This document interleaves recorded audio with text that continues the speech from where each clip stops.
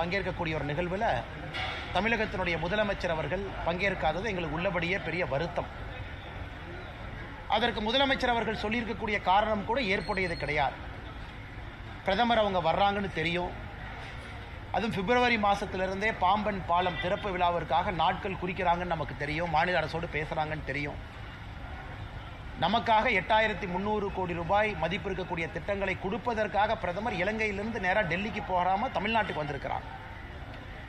அப்படி இருக்கும் பொழுது பிரதமரை வரவேற்க வேண்டியது மாநிலத்தினுடைய நம்முடைய பிரதிநிதியாக இருக்கக்கூடிய முதல்வர் அவருடைய தலையாய கடமை.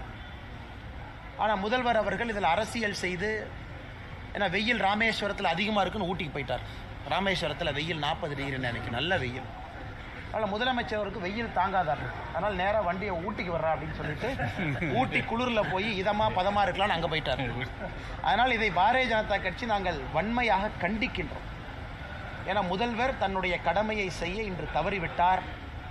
பிரதமருக்கு அவர் அந்த மரியாதையை கொடுத்துருக்கணும். நம்முடைய தமிழ்நாட்டிற்கு வந்த பிரதமர் தமிழக மக்களுக்காக இந்த பணிகளை செய்வதற்காக வந்திருக்கக்கூடிய பிரதமரை நம்முடைய முதல்வர் அவர்கள் அவமானப்படுத்தியிருக்கிறார்.